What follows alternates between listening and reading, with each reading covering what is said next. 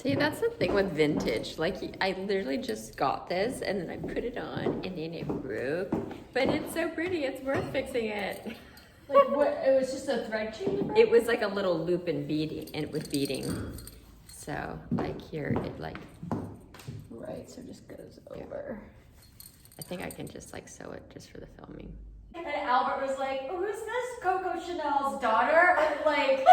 I was like, "Where's Albert? He's so cute." See Albert and Andrew. Yes.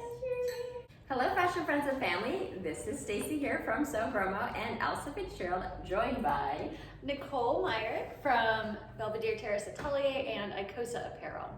and we're doing our favorite thing and looking at fabrics. Yes, so I got a bunch of different silk headers from JV Silks in Washington State, my home state, and we're just kind of going through them. I have a few here that I wanted to use for my line for some of those yokes and the collars, because they have some really interesting textures and color combinations.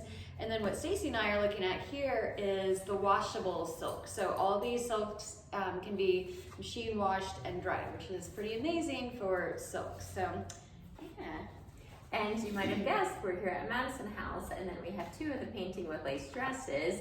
We're having a little bit of a delay from the lace supplier, which kind of motivates me to want to hurry up and finish up some of these dresses and then sort of still make sure that we get that lace in time. But I was thinking to put these on hold until we got back, but we do have, what, 3 weeks? A little more than 3 weeks? Mm-hmm. Yeah, we have about a month. Yeah. So we can do both. So those are really not meant to kind of for sale, but they're meant for exhibitions and photo shoots, and really to promote. Maybe we might go get into Harper's Bazaar or some of those like fashion publications in Asia. So they really do tend to like things that are much more dramatic. So those dresses would definitely be, and who knows, we might just slip into a random show and be wearing some of our own collection and get photographed, which that's happened to me a few times.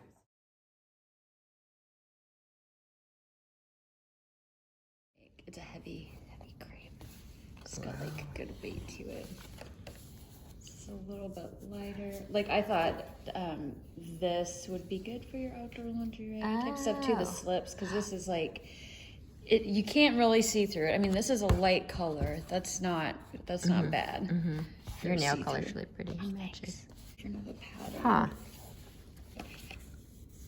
Well, and that's what we were gonna sell anyway, was like the slips that would go under these dresses, not these dresses themselves. So yeah, this is something that I saw on the website and I didn't think that I would like, but I see it up in person. And it's so beautiful, all these different colors. So this could be the collar, and then having the white silk, and then this version with the black warp threads. This could go with the black silk. It would look really nice. Just some interesting texture. I think that really sets off the geometry of the collars and the yokes that I'm doing. And then we have a couple of these hand woven raw silk. So this one is a little thicker, a little more substantial, but it's definitely a matte finish. This one a little thinner, but you can see it has a sheen to it. So I think I'm gonna go with this one, and then we'll just make sure we use a nice fusible backing to give it a little bit more of that weight.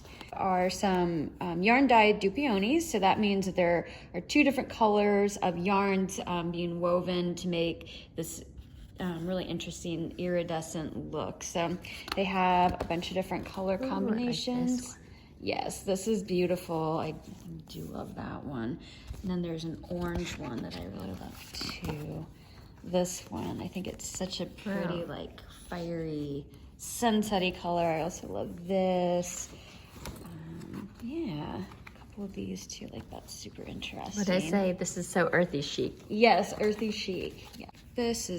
It's a really substantial feeling silk. So, I mean, you could make a pant out of this. It'd be super nice. I love that color. Yeah, it's super nice.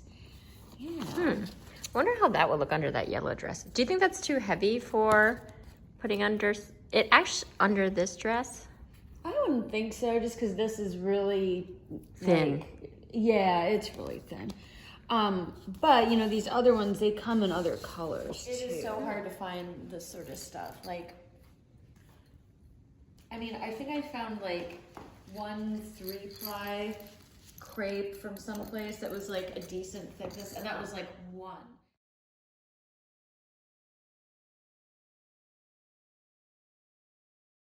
So we are wrapping up the fabric selection for the lining for the painting with lace dresses. Yes, it's good accountability because that means I then have to finish sewing them and getting them ready for our Asia trip. Nicole was so kind to bring different fabrics for us to look through and to select for a run. Come on over, Nicole, let's look at your Icosa outfit, which is fabulous.